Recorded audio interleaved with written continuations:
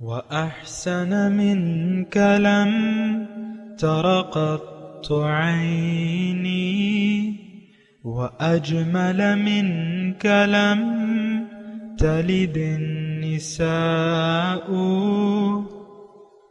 خلقت مبرأ من كل عيب خلقت مبرأ من كل عيب كأنك قد خلقت كما تشاء.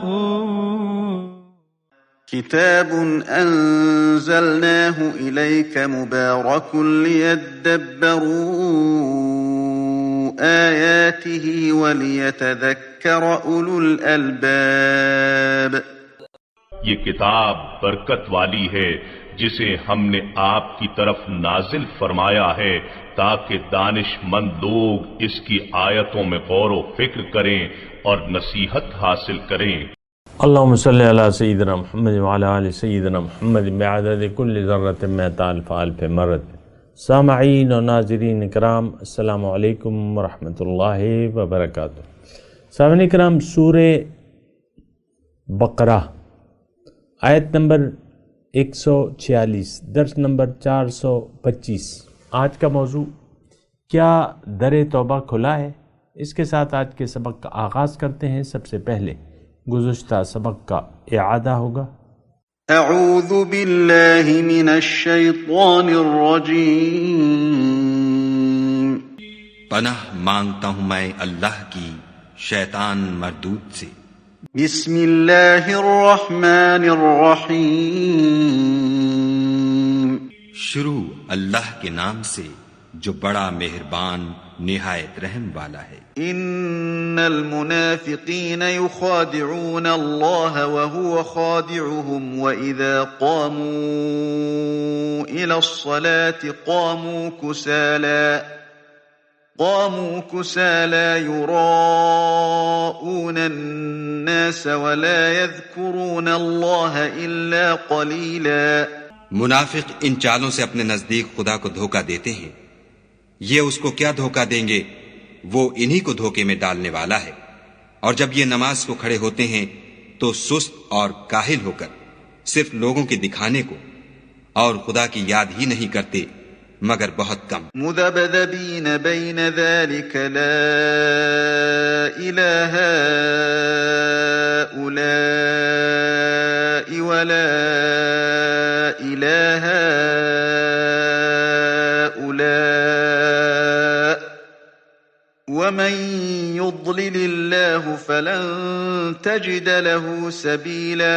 بیچ میں پڑے لٹک رہے ہیں، نہ ان کی طرف ہوتے ہیں نہ ان کی طرف، اور جس کو خدا بھٹکائے تو تم اس کے لیے کبھی بھی رستہ نہ پاؤ گے. یا ایھا الذین آمنوا لا تتخذوا الکافرین اولیاء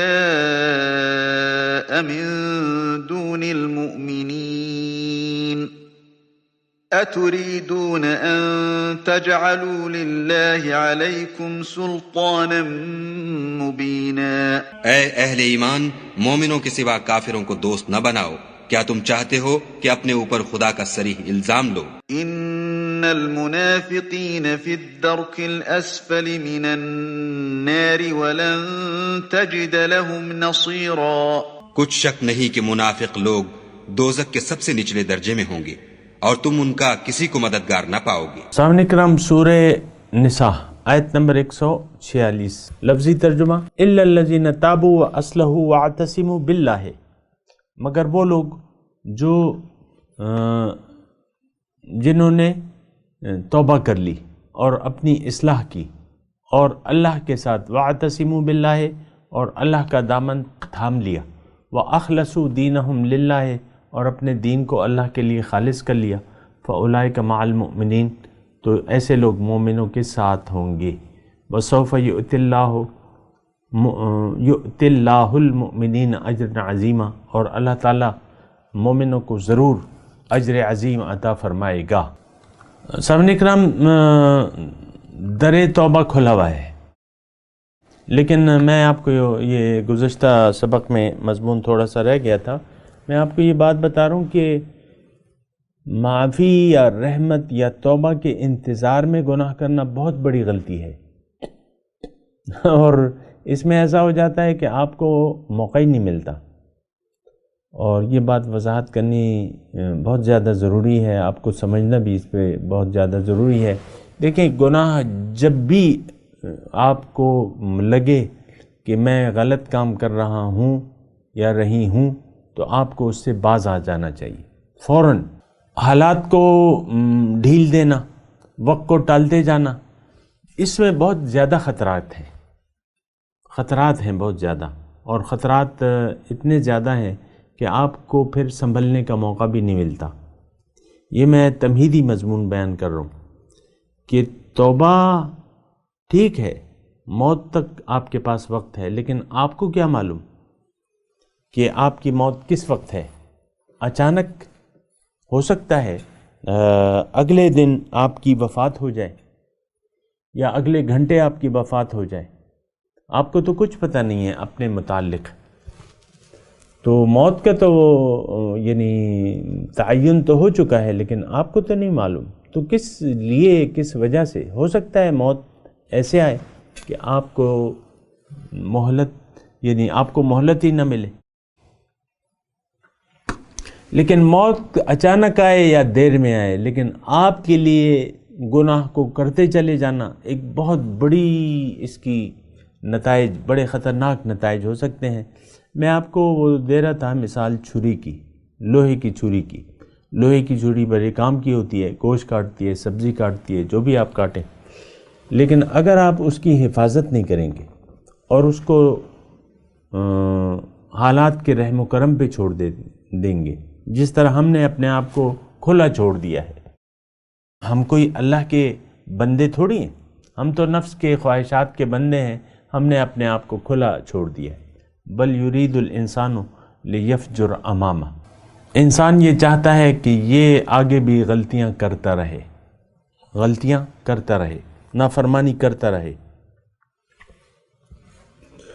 تو دیکھیں، یہ یعنی مہلت سے آپ نے فائدہ نہیں اٹھانا، جو بھی مہلت ہے۔ ظاہر ہے کہ جب تک زندگی ہے یہ مہلت کا وقت ہے، در توبہ کھلا ہوا ہے، لیکن اس میں بہت بڑی یعنی غلط باتیں ہو سکتی ہیں۔ دیکھیں، توبہ ایک ایسی چیز ہے جو انسان کے دل کو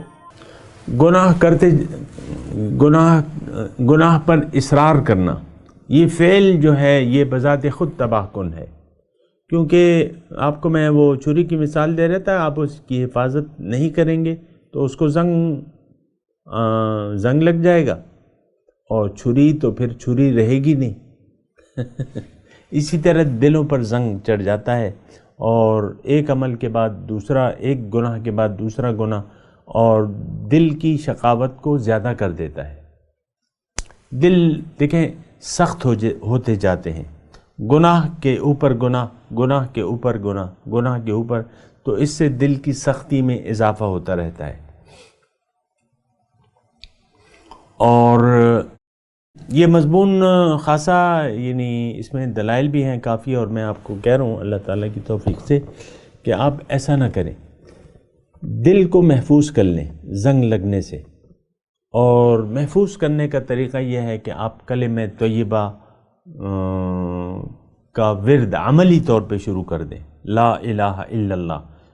کلمہ طیبہ جب آپ شروع کریں گے تو اللہ کے رسول فرماتے ہیں کہ لِكُلِّ شَيْءٍ ثِقَالَةٌ وَثِقَالَةُ الْقَلْبِ لا الہ الا اللہ۔ ہر چیز کے لیے ایک ثقالہ ہے، صفائی کا ایک آلہ ہوتا ہے، اور ایک چیز ہوتی ہے۔ لِكُلِّ شَيْءٍ ثِقَالَةٌ، ہر چیز کی صفائی کے لیے ایک چیز ہوتی ہے، دل کی صفائی کے لیے ثقالۃ القلب لا الہ الا اللہ۔ دل کی صفائی کے لیے لا الہ الا اللہ ہے، لیکن وہ عملی طور پہ، زبانی طور پہ نہیں، سامنے کرم عملی طور پہ لا الہ الا اللہ کی آپ ضربیں آپ مارتے رہیں، خواہشات نفس کی نفی کرتے رہیں، اور اللہ کی جو مرضی ہے اس پر عمل کرتے رہیں، دل آپ کا صاف ہوتا رہے گا۔ لیکن اگر آپ نے لا الہ کی اس پہ ضربیں نہ لگائیں اور یعنی لا الہ کی ضربیں لگانا چھوڑ دیا اگر آپ نے، اور آپ نے نفس کا کلمہ پڑھ لیا کہ لا الہ الا النفس، لا الہ الا النفس، یعنی آپ نے آپ کو آزاد چھوڑ دیا، اللہ کی غلامی اگر آپ نے قبول نہ کی تو پھر یہ ہے کہ یہ نفس جو ہے یہ باغی ہو جاتا ہے، یعنی اس کی شقاوت جو دل ہے یہ سخت ہو جاتا ہے۔ قرآن کے حساب سے دل زنگ پکڑ جاتا ہے، دل پہ تالا لگ جاتا ہے۔ ختم اللہ علی قلوبہم کلا بران علی قلوبہم، اور پھر دل کا جو سخت ہے وہ ثم قست قلوبکم من بعد ذالک فہی کالحجارہ، اس کے بعد تمہارے دل سخت ہو گئے۔ اب جو اس دور کے جو یہود تھے تو ان کے دل تو سخت ہو گئے تھے نا، سخت ہو گئے، تو اس لیے اب مدینے میں حضور صلی اللہ علیہ وسلم تشریف لائے نا، آپ یہودیوں کی جو شقاوت قلبی ہے اس کو ذرا اندازہ تو لگائیں کہ جس نبی کے انتظار میں وہ مدینے میں آئے تھے اور ٹھہرے ہوئے تھے، اور ان کی نام پہ جو ہے فتوحات مانگتے تھے، ان کے وسیلے سے فتوحات مانگتے تھے، لیکن جب وہ آیا رسول تو ان کے دل اتنے پتھر دل ہو چکے تھے کہ انہوں نے اس رسول سے انکار کر دیا۔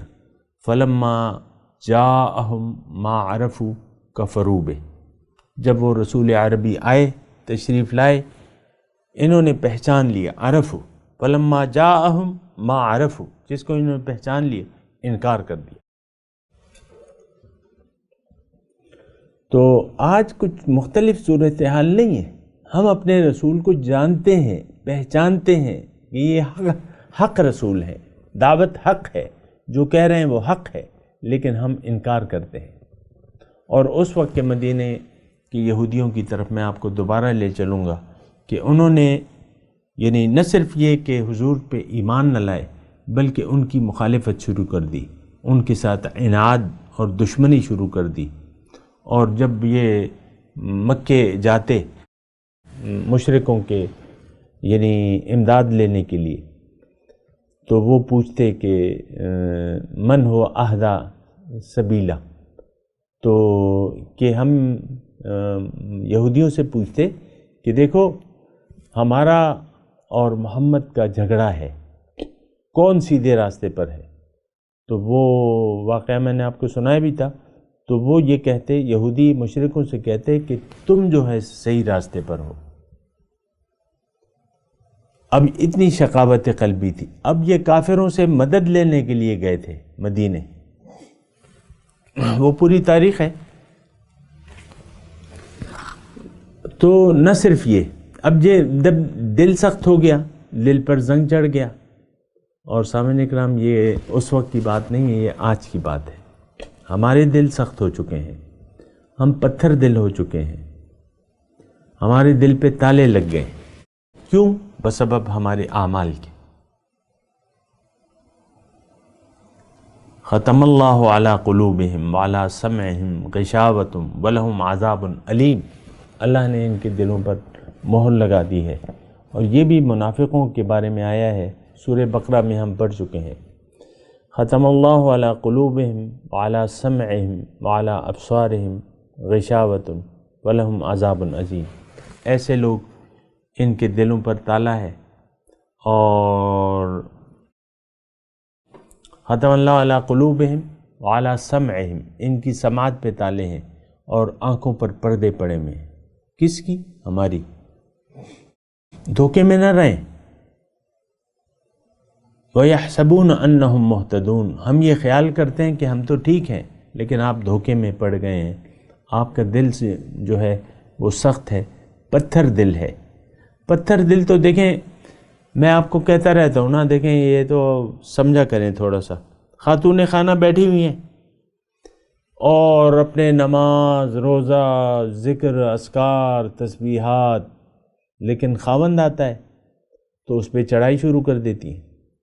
ویسے ایک سمجھنے کے لیے مثال میں دے رہا ہوں، وہ سارا یعنی دین، شوہر کے ساتھ سلوک کو وہ دین نہیں سمجھتی. وہ کہتی ہے نہیں میں تو اس پہ غالب ہوں، یا میں اس کو باتیں سناؤں گی، یا اس پہ ناراض ہوں گی، یا جو بھی ہے. تو دین تو ہم اس کو سمجھتے ہی نہیں ہیں. اب اتنا سخت دل ہو گیا ہے ہمارا. تو دیکھیں یا خاتون خانہ ہے یا اس کا شوہر ہے، مثال ایک ہی ہے دونوں کی. ہم لوگ زندگی اللہ کی مرضی سے گزارنے کے لیے تیار نہیں ہے. پھر نماز روزہ ہمارا جاری ہے. دل پتھر ہے، نماز روزہ کر رہے ہیں. دل پہ تالا ہے، نماز روزہ ہو رہا ہے. تو بہرحال یہ تو ایسی صورتحال ہے کہ میں آپ کو صرف یہ کہہ رہا تھا کہ دیکھیں توبہ کی امید میں گناہ نہ کرتے چلے جائیں، معافی مانگ لیں، خلوص سے توبہ کر لیں اور دل کو چمکانے کی کوشش کریں، دل کو زنگ آلود نہ ہونے دیں. میں آپ کو مزید اس پہ تھوڑا سی بات کروں گا کہ اللہ تعالیٰ کے رسول، وہ ایک حدیث میں آپ کو سنا رہا تھا، وہ میں نے کمپلیٹ نہیں کی تھی.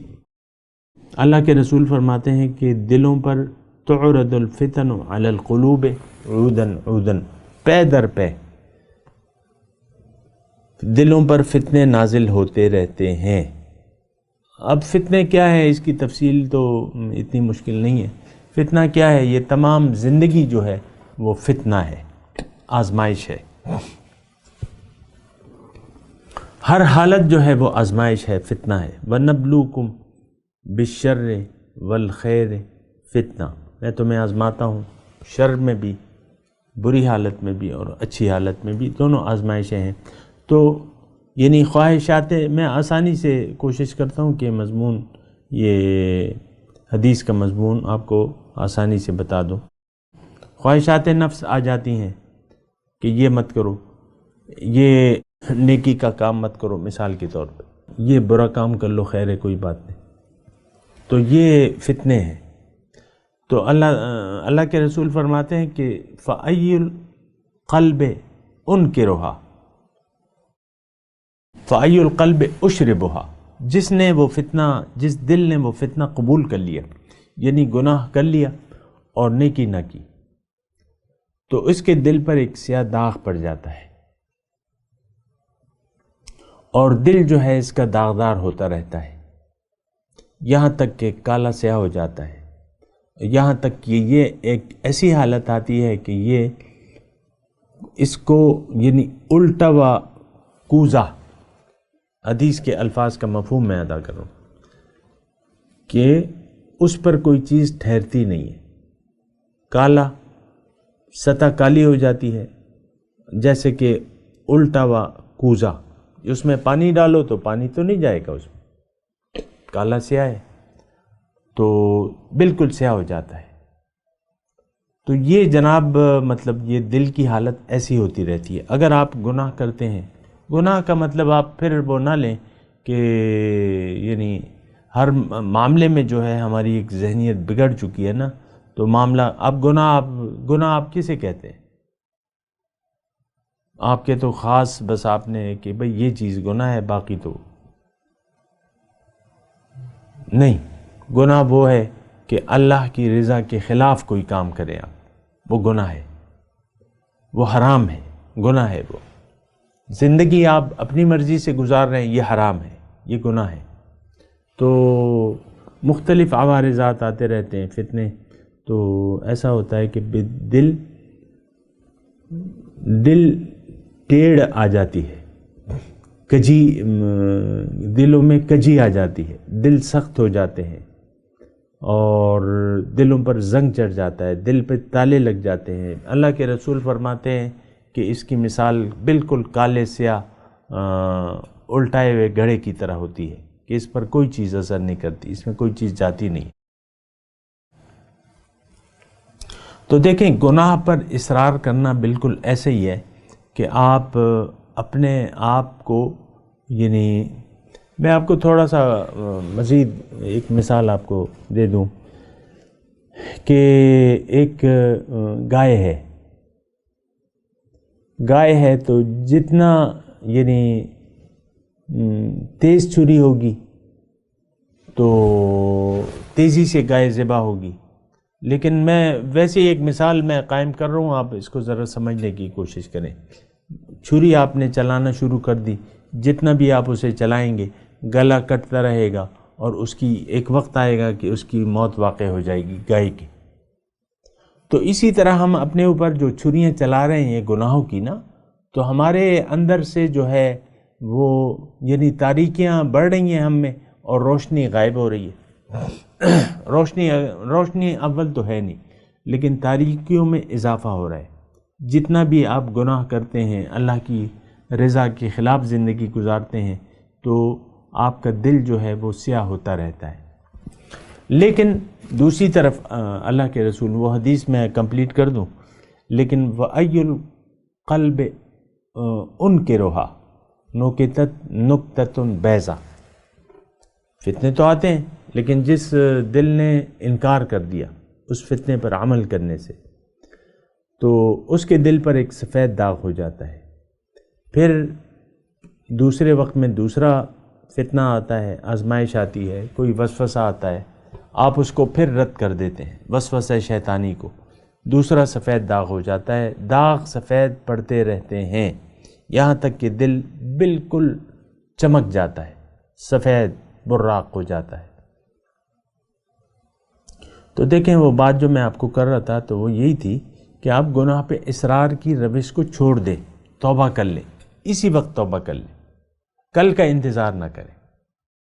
کل نہ معلوم زندگی مہلت دے یا نہ دے، یا زندگی اگر آپ کی لمبی بھی ہوتی چلی گئی، لیکن وہ جو قوانین قدرت ہیں اس سے تو اپنے آپ کو آپ بچا نہیں سکتے۔ مثال کے طور پہ آپ کے دل پہ ہلکا زنگ چڑھ گیا ہے اور آپ اللہ کی رضا سے غافل ہیں، اللہ کی یاد میں زندگی نہیں گزار رہے، اللہ کی یاد کو فراموش کر کے، اور ہلکا زنگ ہے، لیکن جب جوں وقت گزرے گا تو زنگ زیادہ ہوتا چلا جائے گا، جوں وقت گزرے گا دل سخت ہوتا چلا جائے گا، جوں وقت گزرے گا دل پر تالے لگتے چلے جائیں گے، دلوں میں ٹیڑھ کجی، یہ قرآن کے الفاظ ہیں، کجی آتی رہے گی، تو ایسا ہوگا کہ دل بالکل ہی ٹیڑھا ہو جاتا ہے۔ آج جو ہے ہم میں ٹیڑھ آ چکی ہے، سامنے کرام، حق بات سننے سمجھنے کے لیے ہم تیار نہیں۔ آپ دیکھیں قرآن فہمی سے ہم نے کس طرح کنارہ کشی اختیار کر لی ہے، قرآن کو سمجھنے کے لیے ہم تیار نہیں ہیں، اچھی بات کو قبول کرنے کے لیے ہم تیار نہیں ہیں۔ کیا آپ سمجھتے ہیں کہ بھئی یہ پاکستان کے لوگ جو ہیں یہ حرام کھانا چھوڑ دیں، رشوت کھانا چھوڑ دیں، کرپشن کرنا چھوڑ دیں؟ Can you imagine? کیا آپ یہ تصور کر سکتے ہیں؟ اس وقت تو نہیں ہو سکتا، 2010 کی بات ہے، مئی کا مہینہ ہے، اس وقت تو نہیں ہے، یہ امکان ہی نہیں ہے کہ ہم لوگ سدھر جائیں۔ یہ تو ایک بگڑا ہوا معاشرہ ہے، اور یہ اس وقت اس کا کوئی امکان نہیں ہے۔ اللہ کے جو اللہ والے ہیں وہ تو اپنی کوشش کر رہے ہیں جو بھی ہیں، لیکن یہ معاشرہ یہ سدھرنے والے لوگ نہیں ہیں، آپ کو معلوم ہے۔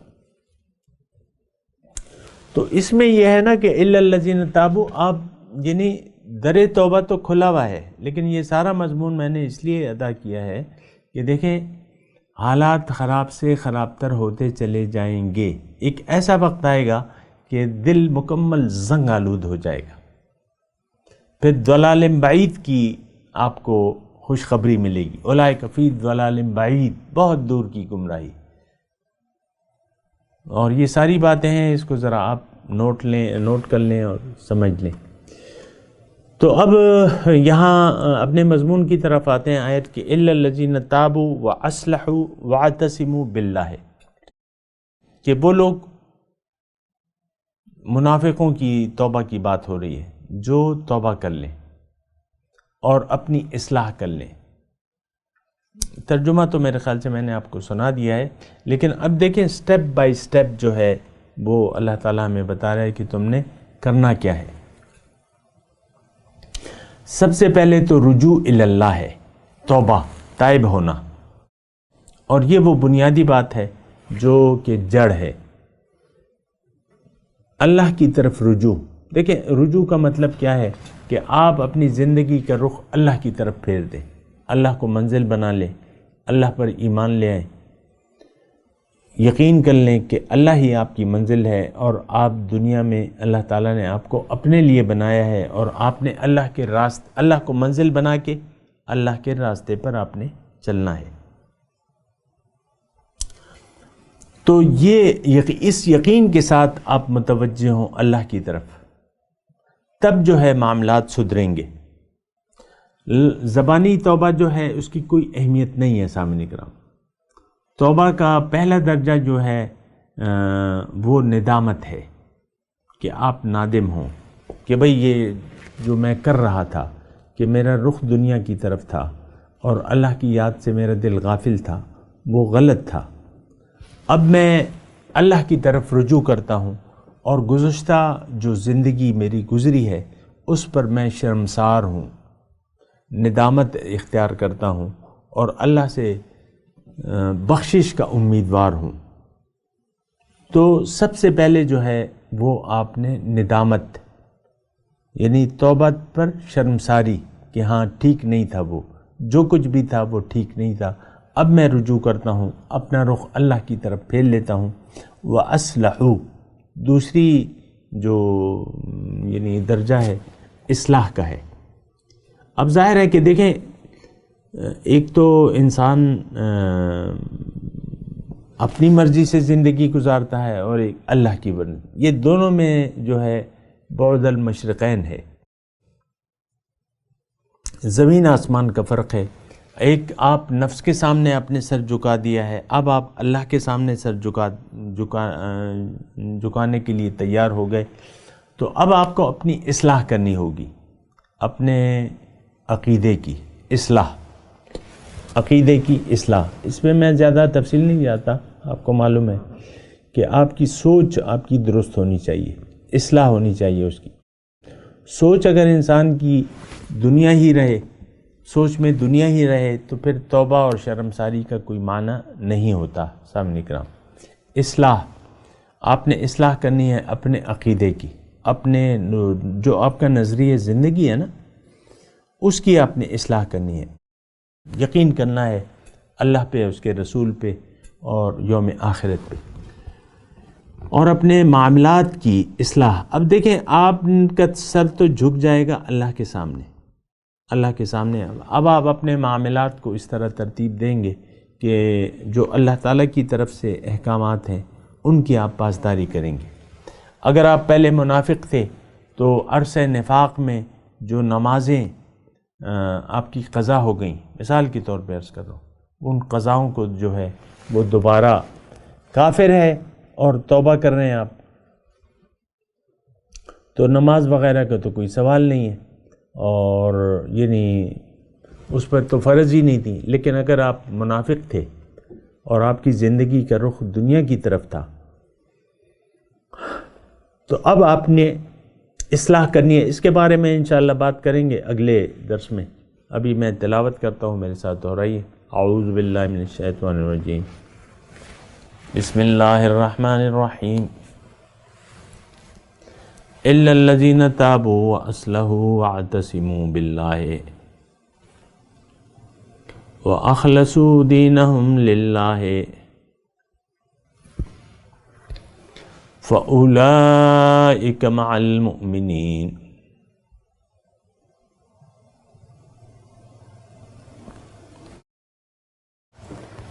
وسوف یؤتی اللہ المؤمنین اجرا عظیما۔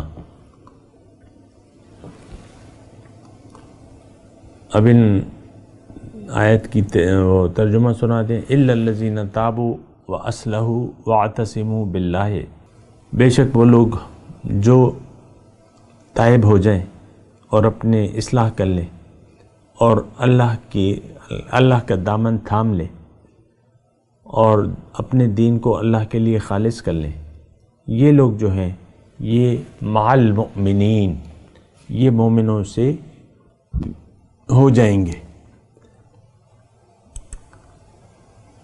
مومنوں کے ساتھ ہو جائیں گے۔ وسوف یؤتی اللہ المؤمنین اجرا عظیما، اور جلدی اللہ تعالیٰ دے گا مومنوں کو بڑا اجر۔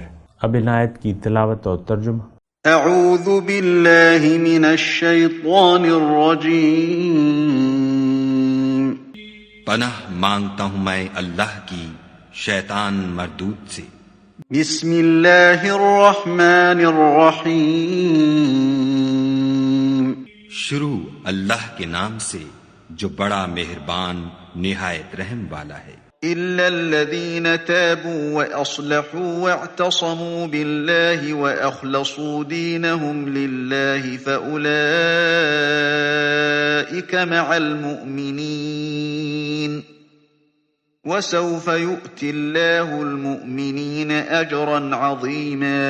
ہاں، جنہوں نے توبہ کی اور اپنی حالت کو درست کیا اور خدا کی رسی کو مضبوط پکڑا اور خاص خدا کے حکم بردار ہو گئے، تو ایسے لوگ مومنوں کے زمرے میں ہوں گے اور خدا ان قریب مومنوں کو بڑا ثواب دے گا۔ سامعین کرام، اس کے ساتھ آج کے درس کا وقت اختتام کو پہنچا۔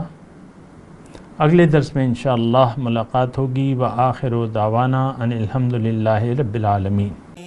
مولایا صلی وسلم دائما ابدا على حبيبك خير الخلق كلهم۔